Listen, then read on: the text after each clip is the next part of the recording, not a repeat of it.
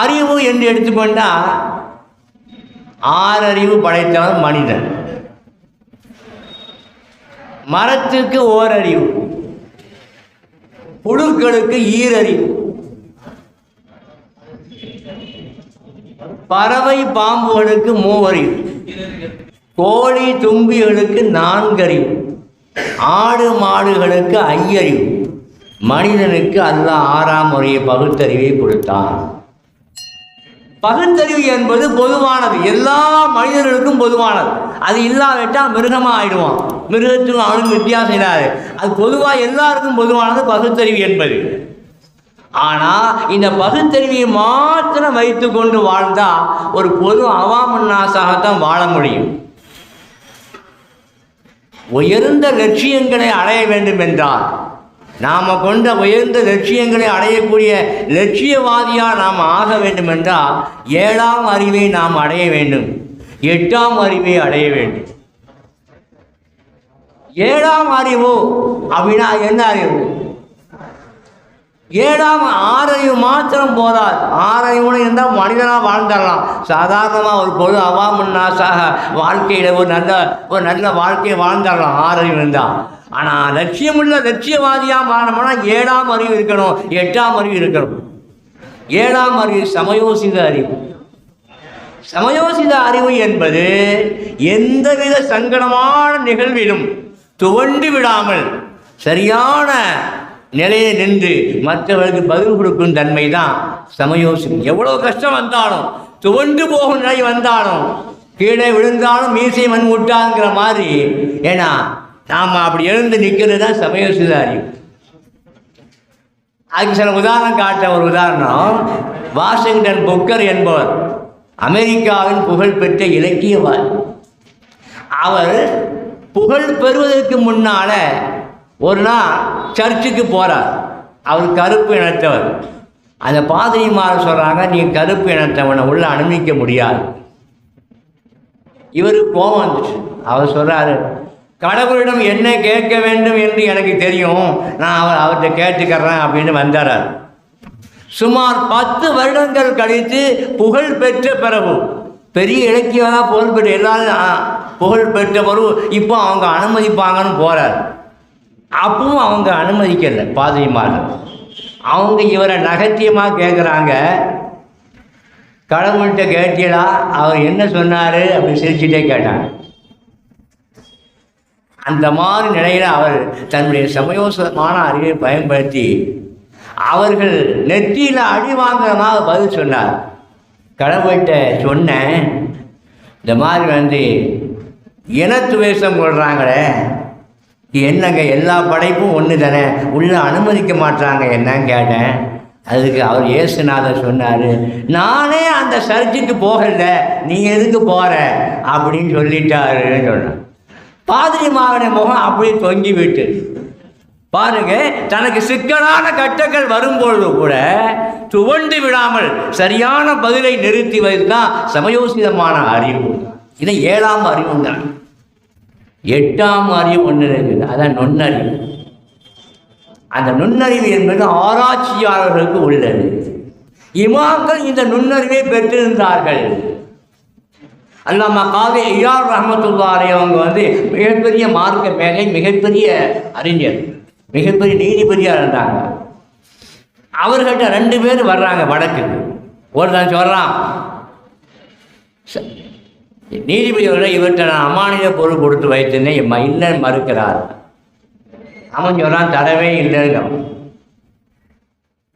அப்போ அல்லாமா காதி இயார் குழம்புறாங்களே, சொல்கிறாங்க, நீ எங்கனை வச்சு அந்த பொருளை அம்மானிடம் கொடுத்தேன், குறிப்பிட்ட இந்த இடத்துல கொடுத்தேன், அந்த இடத்துக்கு அடையாளம் இருக்குதா?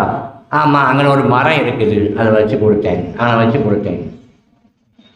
சரி, இப்போ சொன்னாங்க, சரி நீ அந்த மரத்துக்கிட்ட போய் தேடிப்பார், ஒருவேளை நீ அந்த மரத்துக்கிட்ட மறந்து போய் பொருளை புதைச்சிருக்கலாம். அந்த காலத்தை புதைக்கிற வளமை, இந்த காலத்தை பேங்கு எல்லாம் கிடையாது, இல்லை புதைச்சி வச்சார், விடாமல் வச்சார், புதைச்சி வச்சுக்கலாம், போய் தேடிப்பார் அப்படின்னா. நீ போப்பான். இவனை திருடன் என்று சொல்லப்பட்டவன், அமானியத்தை மறுத்தவனை, நீ அவன் வர இங்கே இரு, இப்போ எங்கேயும் போக வேண்டாம் வேண்டாம், அவன் போய் பார்த்துட்டு வரட்டும் அப்படின்னு. பிறகு தன்னுடைய வழக்குகளில் அவங்க ஈடுபட்டாங்க. காதி ஐயா ரஹ்மத்துல்லாஹி திடீரென அவன் பக்கம் திரும்பி, ஏப்பா இப்போ அவன் அங்கே போய் சேர்ந்துருப்பானா அப்படின்னு கேட்டாங்க. அவன் உளறிட்டான், இப்போ போய் சேர்ந்துக்க மாட்டான், அது ரொம்ப தூரம் நினைவுகிறேன், மாட்டிக்கிட்டான். திடீரென கேட்டவொடனே அவன் தன்னை மறந்து போய் இப்போ போய் அவன் சேர்ந்துக்க மாட்டான், அது ரொம்ப இதோட ரொம்ப தூரமான இடம் அப்படின்னு. அப்போ அவன் புரிஞ்சு போச்சு, அவனுக்கும் மத்தியிலே அந்த இடத்துல ஏதோ நடந்திருக்கிறது. கடுமையாக விசாரித்து ஒப்புக்கொண்டான்.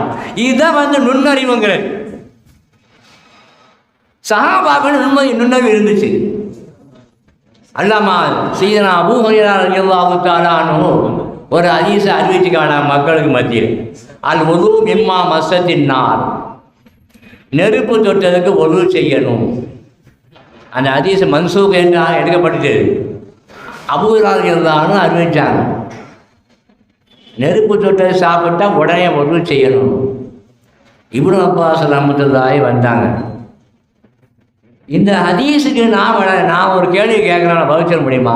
வெண்ணி போன வெண்ணி குடிக்கிறதுக்காண்டி இந்த வெண்ணி நெருப்பு தொட்டது தான், இதை குடித்தா ஒரு செய்யணுமா அப்படின்னு கேட்டாங்க.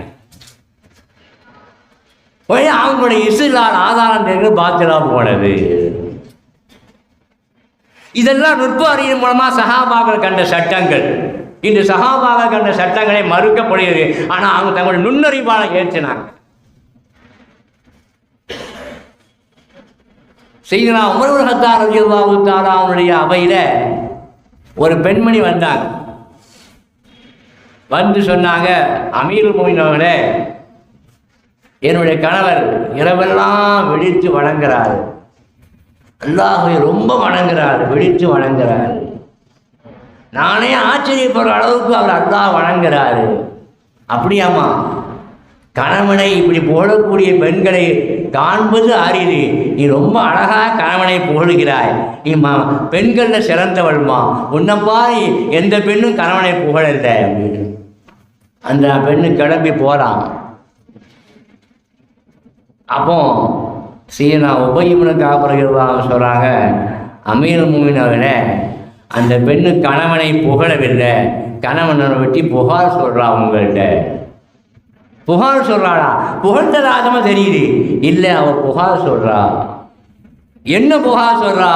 இரவெல்லாம் அந்த ஆள் குர்ஆனை ஓதுவதையும் தொழுதும் கழிச்சிட்றான், என்னுடைய ஹக்கை கவனிப்பதில்லை, என்கிட்ட வர்றதில்லை என்று அவள் புகார் சொல்கிறான். எப்படி வழங்குறாங்க பாருங்க. சபையோரெல்லாம் வழங்குறான். அவள் சொன்ன நிகழ்ச்சி வேற. ஆனால் அங்கே உபயோகமாக சொல்லிட்டாங்க, அவள் புகார் சொல்ல வந்திருக்கா. அப்படியா? உடனே அடையும். அவள் திரும்ப அடைக்கப்பட்டான். என்னம்மா? ஆமாம், அவர் சொல்கிறது உண்மை தான். என் கணவர் என்னை கவனிப்பதே இல்லை, எப்போ பார்த்தாலும் இரவில் குர்ஆன் ஓதி தொழுதுகிட்டு வணங்கிட்டு நிற்கிறாரு, மனைவியினுடைய ஹக்கை என்ன செய்யலாரு? சீனா உமர் ரலியல்லாஹு சொன்னாங்க, அந்த பெண்ணுடைய இந்த நிலையை நீ உணர்ந்ததுனால அந்த பெண்ணு விஷயமா நீயே தீர்ப்பு செய்ய அப்படிங்கிறான். சீனா உமர் ரலியல்லாஹு சொல்கிறாங்க, யா அமீருல் முஃமினீன், ஒரு ஆண்மகன் 4 பெண்களை திருமணம் செய்து கொள்ளலாம். 4 பெண்களை திருமணம் செய்து கொண்டால் ஒவ்வொரு பெண்ணிடமும் அவன் 3 நாளைக்கு பிறகுதான் வருவான். அப்படிதானே? 3ஆவது வருவான். எனவே இவர் 3 நாளைக்கு அவர் இபாதத் செய்து கொள்ளலாம். 4ஆவது நாள் கட்டாயமாக அவர் மனைவியுடைய ஹக்கை நிறைவேற்ற வேண்டும். பாருங்க, சஹாபாக்கள் எப்படி ஆய்வு செய்திருக்காங்க பாருங்க. இமாம்களுடைய இதை நுண்ணறிவுங்கிறது.